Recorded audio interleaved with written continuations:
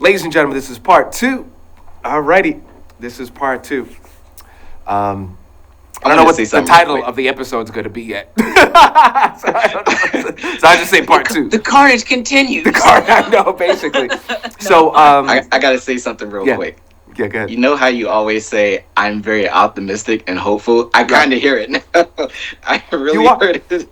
I'm like, okay, I see what you guys. You know what? We need that, though. I mean, as much as odd analogy, odd comparison, it goes like so. If we were the Powerpuff Boys, right? Corey, you're Bubbles, right? Wow. 7, since you're leading stuff, you're Buttercup, and I guess I'm Blossom. I'm the pissed off one. So you know what? That is. You know what? Bubbles was a fan favorite. I will take it. Nice. Bubbles, the little Dean blonde one. That's funny. Did I get those names right? Yeah, I think so. Yeah. It's been a minute with the Powerpuff Girls. It's been a minute. Well, not really, because what's it called? The what's that? Huntrix, the Vampire Hunters. What's it called? V-pop, K-pop. The K-pop Vampire Hunter Venus, something like that. Yeah, it's basically Powerpuff Girls mixed in. Yeah, with that's what I said. It was like it's just Korean Powerpuff Girls with like the Into the Spider-Verse filter. Yeah. But yeah, I got it wrong. I'm actually Buttercup. I'm the one with the black hair. I'm the pissed off one. You're Blossom, Sam. Blossom. Okay. Come on, guys, we got to bring this together. So speaking of black tropes and where we're at as far as writing and stuff, and at the end of this, there are a couple other films that don't fit, but we're going to try to squeeze it in if we can get there. But there's this movie called Rounding, and because of your experience in the medical field, Corey, I thought you'll get a kick out of it. But this is really great. The reason why I liked it so much, because you literally could change the race of anybody in this, and it would not have mattered. Agreed. Which was awesome. Which was really, really awesome. And this is not a new film. This is what, 2022? Was it 20? Yeah, 2022. Yeah. A few years ago. Yeah. So what did you think of it? And Drew, did you see it or no? No? Nope. All right. So, Corey, what did you think? This is what we talk about B movies. This was a great example of a B movie and how they upped the level from just being a regular 2 people in one room kind of movie. They had different sets. They were out on the streets. They did a very, very good job.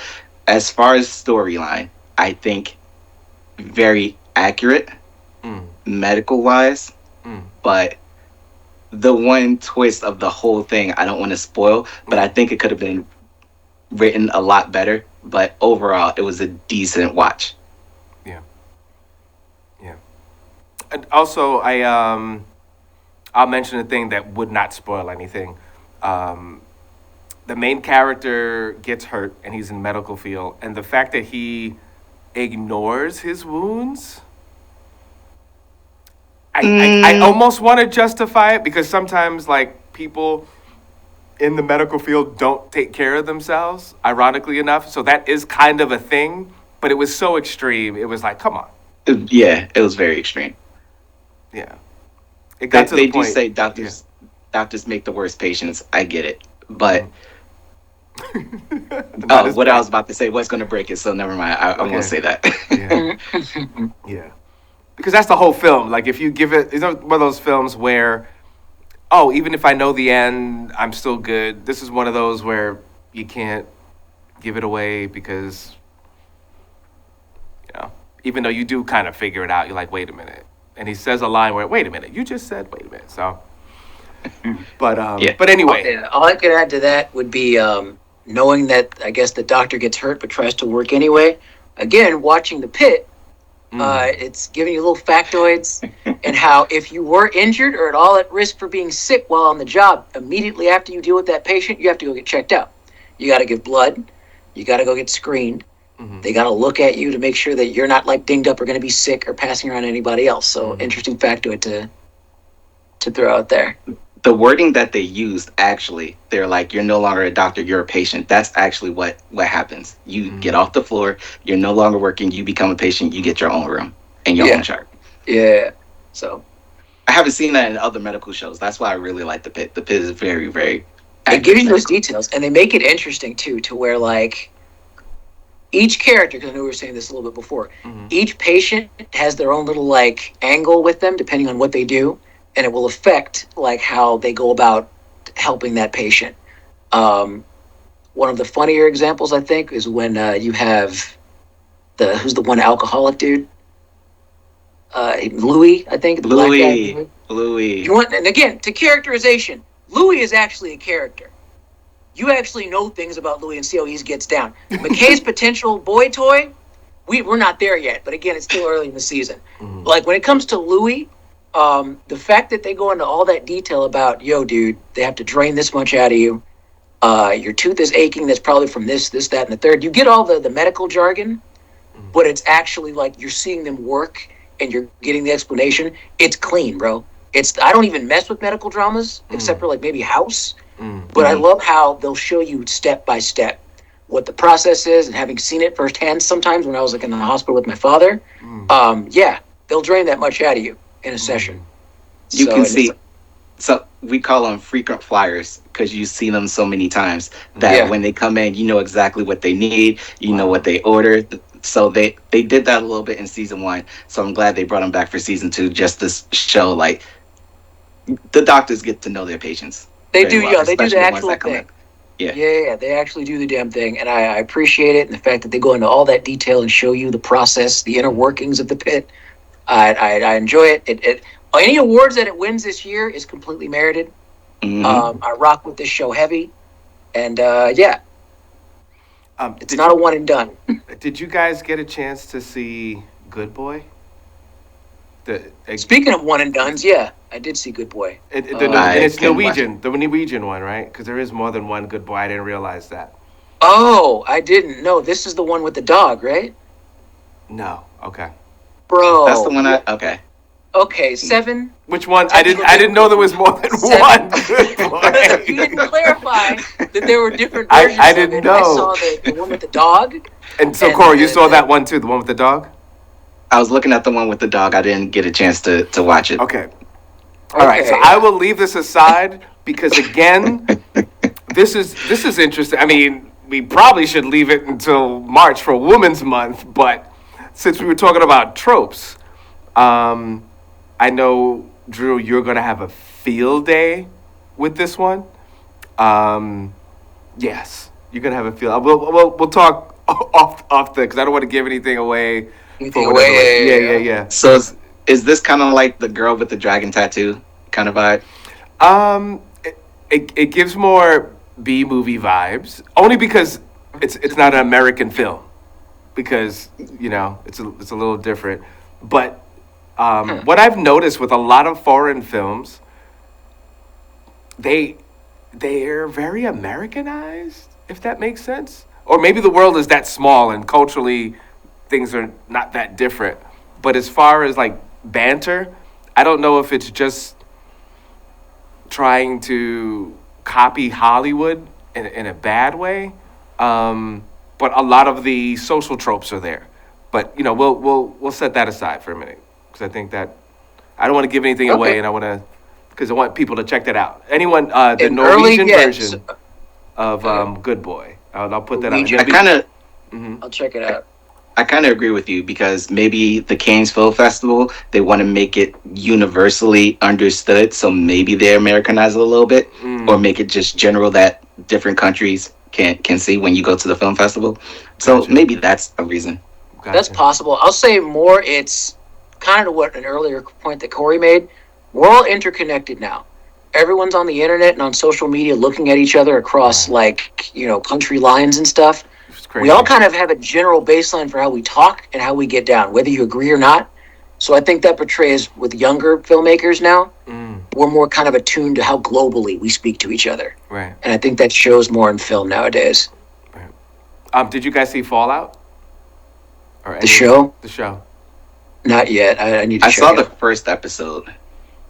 It makes you not want to keep going. It really... all right. I feel a certain type of way about it. I would much rather play the game than watch the show. Gotcha. See? All right. Yeah, Corey, you said it. When I see the show, it doesn't look bad.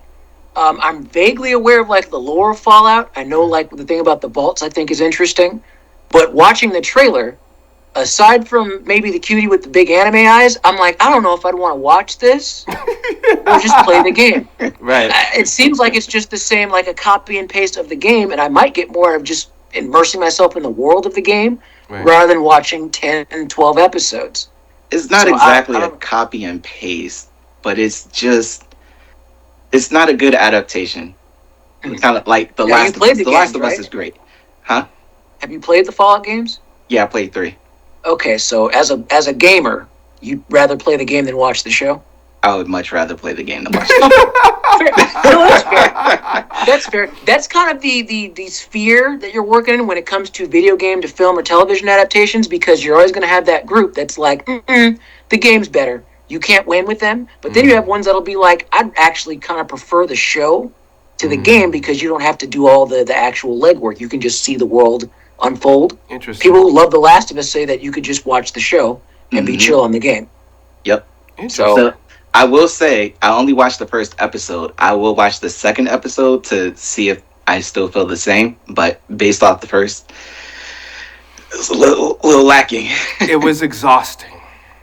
Yeah, it's slow. You want to talk about slow? As a guy who just went through Wonder Man, word. You don't know slow. Yeah, if you guys haven't checked that one out yet, I would say we're in the week of one and dones, I guess. Good Boy, the dog version, was a one and done. You watch it, you get whatever enjoyment you get out of it, then you move on with your life. Wow. Wonder Man, a little bit better, admittedly. I will say the performances are a little bit better. What's my dude's name? Yahya Abdul. Insert last name here. He's good. It's not a show about superheroes fighting crime and finding arch nemesis and dealing with all the woes and crap. It's more about an actor making his way in and his friendship with Ben Kingsley, who is still Trevor Slattery, and then trying to live down the idea that he's the Mandarin. And it's more a comedy drama than it is a superhero thing. Okay. You get good performances. You get some cool little insights and inside baseball on how actors are selected in the process. And then it's done. And then you can move on with the rest of your life. It's a spotlight. That's why it's Marvel Spotlight, the thing. It's a one and done. Man. So, but check it out. I say check it out. I would say check it out. It's not bad. Okay, it's not bad. Slow, very slow, but not bad.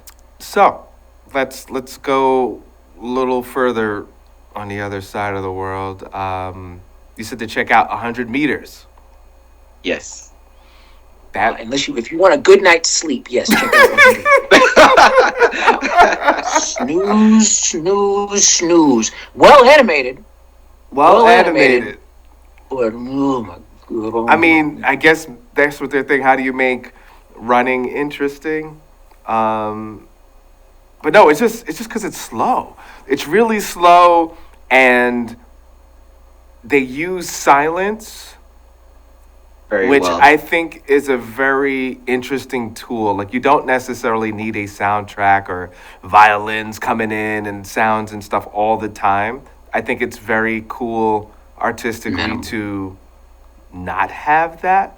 But in not having that, you got to compensate and pick it up. You get a lot of downtime in this movie. I'm not saying it's a bad movie. Right. I'm not saying that, hey man, do something else with your time. Check it out the one time just to see kind of like how they animated it, because that's for me the shining point. It was drawn well. Right. The shots of them actually running, I think, are really cool. Yeah. And in my head, because I'm an anime guy, when they start it, I'm getting this whole other vantage of they can tap into the Speed Force. When they run and they have that moment where everything stops and they're thinking, they have a whole monologue in their head as they're doing this. I'm like, so this is going to be like effectively 10 seconds. The group of racers, right? The guy that are competing, they all got their different motivations, and it's going to be the 10 seconds, and they all stop, and they're each going to have their own little moment throughout the thing. Nothing, just silence. Nothing. I didn't get any of that, and I kind of felt like ultimately I wrote a more interesting script than what I got in my head. So I think it could have did some more interesting stuff with it. The philosophies of why we run is interesting. Right. And then you get to the end, and I'm like, because it doesn't really matter. It's about the love of the game. It doesn't even really matter who won. All right, but one and done. So, one and done. All right. maybe I'm biased because I nominated the movie, but Mm. when you look at anime, they do a lot of things well, like use of silence. Mm-hmm. This is what they call a slice of life, where I don't see the difference between 100 meters and watching a period film. Mm. There's a lot of dialogue, but I got a lot more of lessons and a lot more characterization out of this movie than other period pieces, which is why I was nominated for an Oscar. So This was nominated for an Oscar, 100 yeah, meters. yeah, this Demon Slayer, I think those were the two animated films, and it was a big deal because it's the first time animated films were nominated. Give it to Demon Slayer was the other one. Yeah. Give it to Demon Slayer, please. What are y'all talking about? This must have been So- a slow year for slow year for animation, I guess.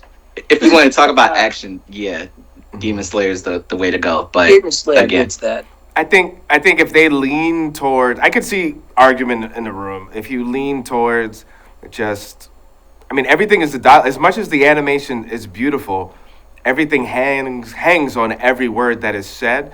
So in some ways, because of the silence and because it's so slow, the movie is, ironically enough, the dialogue. So if you're going to give it a award for animation, then I'd probably be Demon Slayer. But if you're gonna go for his dialogue, because this, even though it was animated well, you could throw all that away. But it's so sleepy.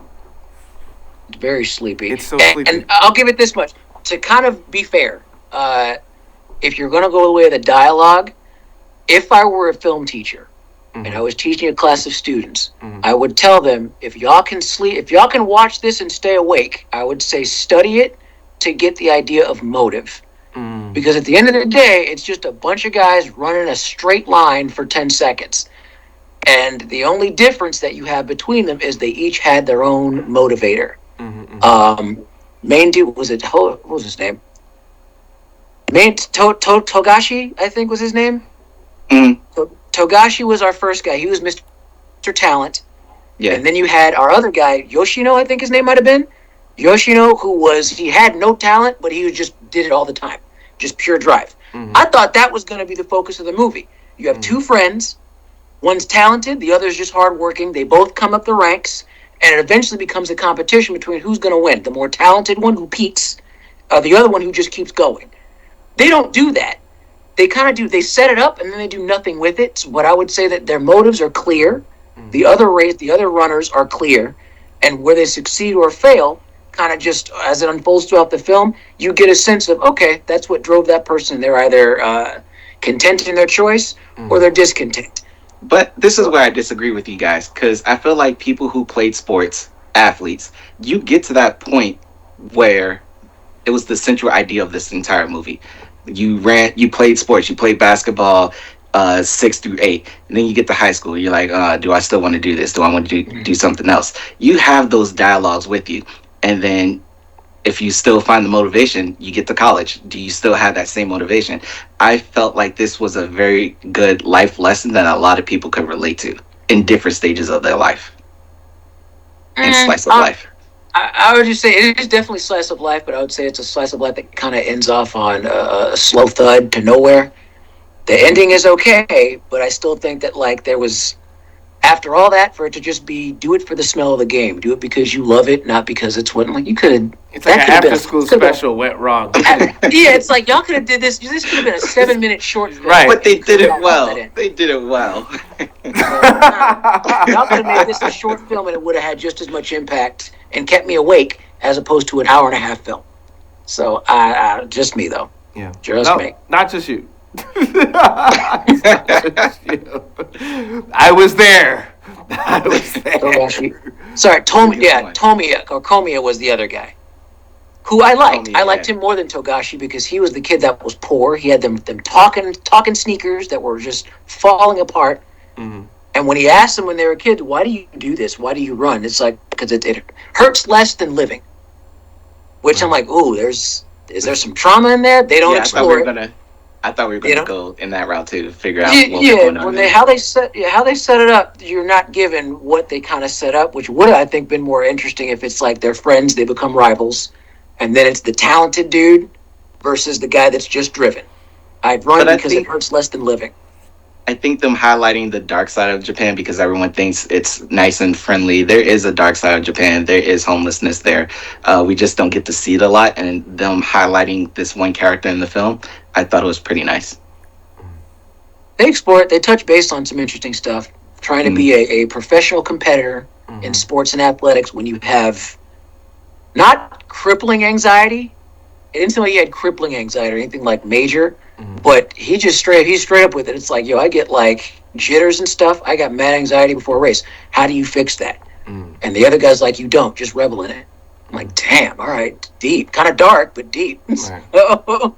You probably could, if you play an instrument, you probably have the same exact thoughts. Yeah, I feel like I can see there's that. no difference. Yeah, I think that The butterflies like or the not knowing, but you still gotta perform and do what you need to do. Yeah, being a performer, it makes Right. sense. It I can makes get with sense. that. Those are the parts that were interesting. Yeah. See, it's a lot more poignant than you guys thought about it. Well, You're no, like, I'm That falling being asleep. so you can do that still in 7 minutes, but okay. You can do that in a poem. You can. But you won't get the I'll give it beautiful art that. I'll give it styles. that much. You can, It was what 4 or 5 different art styles. Yeah, Corey. You can do that in a meme. Like it's not necessary. nah. But I hear you. That could No, have been arguably a TikTok, bro. But okay. Oh, wow. It wasn't Okay. not a bad film, Ooh. but Dang, a TikTok. that could have been a TikTok. Wow. Ooh. So where are we landing on this? So we talked about tropes. We talked about these productions. What are our takeaways in media right now? Like where are we? And not only because I would like to do other episodes and like to have other people to be a part of the conversation. To be fair, tropes as far as for women, tropes as far as for Native American. There's so many tropes that are there for almost every culture, race, religions. Are those all melting away, or are they? They're just being super portrayed, strong? allocated differently. I wouldn't say that like they're stronger than ever. I wouldn't say Okay. that they're like dying. Okay. They're still used, but they're used in special cases. They're like tailoring them and trying to like refit them to like appeal to newer audiences. Mm-hmm. It's an experimental process. To answer your question, we're like kind of like still in that experimental phase with film. It's evolving, but at the same time, it's fighting a lot of these old timey tropes that we're stepping away from. Some are getting better, others I think are getting worse. But that's kind of my scope on it. I think it's better instead of having a room full of white writers assuming cultures and religion. You actually get the people in those rooms, so you get a lot more accurate depictions. So, Or we hope. it's We hope we We assume. hope, and Right. that the people are in there aren't just spitting their own crap narratives that are also contentious and poisonous. But I like the idea of having a mixed room. Once again, and these same people, they go on social media and they tell you what they're doing and what's going on. So that I think the transparency is there. It's slow. It's a slow burn, but it's getting there. Yeah. Well, Drew, you made a good point. I mean, it's good to have one or two, if not more, people being represented in the rooms. But sometimes the people in the rooms are just as bad. It's like there's people we can call out within the community that are just rocking. That are arguably making it worse. Yeah, And making just it making worse. new spins on it to Right. where you have. I'm sorry, y'all. This might be a potentially controversial take. I think one bedwinch after another is not is not an example of us moving in the positive direction. When you have, I'm sorry, as someone who doesn't actively walk around disrespecting whole groups of people, I may not agree. I may not get along with everyone in equal measure. But the idea is when you have your black female characters referred to as jungle. Oh Cats. yes. Not cat as in like jungle with a cat with a P. Right. Okay, and that's supposed to be the strong, empowered female character. Like, are we going forwards or backwards? Are we talking doing, about the folks? Leonardo DiCaprio film? Yes, that I haven't seen, but I know all about already. I will I watch it saw eventually. it. I saw it. You saw it? Okay. And it made me itch and be Sick? upset, but not just. And I love Matt Damon and Ben Affleck, the stuff that they've done, and how they got into the industry, and how successful they be. But the last film they did, I was totally upset with. What's the girl now that all of a sudden she's the it girl now? She's in both films. The one that's in the Leonardo DiCaprio film. What's her name? Oh, starts with a T. Tiana Taylor. Name starts with a T. There we go. Yeah, Right. there she is. Her character in the Ben Affleck Matt Damon thing, I was upset with that one. I was really upset. But I said, all right, this is, it's very, What was she doing in that one? Out of Just- morbid curiosity. her lines were very, if I feel that they found a name or they just wrote a thing for her and they just gave her, like, all right, what would a black girl say? All right, you If take you're that willing, line. you know what? I'm gonna sum this up for you, Seven. If you're willing to embody what the old timers call the Jezebel spirit, Right. they're gonna give you an award for it. That's why when Halle Berry, who I'm not a fan of, y'all know this, when Halle Berry bends over for a guy named Billy Bob in a movie called Monsters Ball, they want to hand her an award. When Tiana Taylor wants to play the aggro degenerate domestic terrorist to not one but multiple white men, Right. I'm like, is this really empowering? I know you have that section room. Yeah, slay. That's cool to y'all. Right. But me, I'm looking at that as postmodern minstrel show. Yeah. Y'all might not like that take, but that's kind of how that's how I see it. You said it, you put it out there, and I am not disagreeing with you. How about that? Okay. I was watched very the uncomfortable movie, watching but that movie. That's the vibe I was getting with it. Yeah. Do you like black girls? I'm like, what is this? Yeah. What the 70s?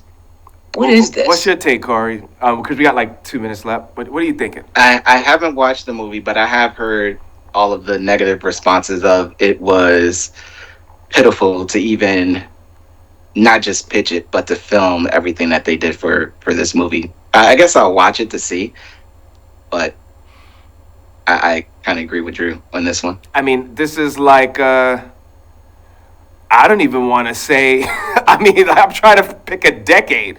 It was like a bad 70s, like almost wants to be, I can't say black exploitation because it's just exploitation. It's just Kind exploitation. of, yeah. It doesn't have like the cool edge of Foxy Brown, where she was, you could argue, that part of that Jezebel spirit, but she actually like kicked ass. She actually did some cool stuff. Right. She was more fleshed out in her like a unique character as opposed to just. Right. I'm sorry, I'm gonna call it the trope, the bedwench trope, which you see often in Hollywood. Right. That's why you have so many. Again, not against it, but when you have a black woman paired in a movie, I'm wondering, okay, where's the white guy at? Right. That's every time I see it now. The Angela White syndrome. And so just Where's the white guy at? So the other thing that I was mentioning before, take that same attitude and just random lines that were like puts her in this her character in this weird box, and then you just Give her an award. You just Give her times all the that awards. times Good luck. 3, and then you have the other film. Like, yeah, I just I don't want to see sisters like that no more. And again, I met Tiana Taylor twice, 2 different occasions, and she's a sweetheart. So Tiana, this is not a hit towards you, but it's a hit towards your agent and whoever said you should do this film, because you're better than that. I know the check. The check was nice. No but, heat to the actors, but I mean, I'm just saying, y'all read the scripts first. You guys know what they're going to make these characters do, so I start to wonder past a point. Right. And I don't know. That's all I got. Yeah, so I hear you. Like you said, people got to eat. I suppose so. At what cost? Yeah, exactly. That becomes a standard past a point. I don't want to say that. I mean, because like you said, before it cuts out, you could always get a job at the post office. Remember that? In Hollywood Shuffle. You could do something else. You don't have something else. You gotta get the job at the post office, son. But right. You respect yourself. Respect yourself in the Y'all do you. community. You know? It's not acceptable. It's not acceptable. And Leonardo, you should know better. You should know better. You have the power. Unless there's something that tell me you don't know better. But I mean, not cool. Not cool.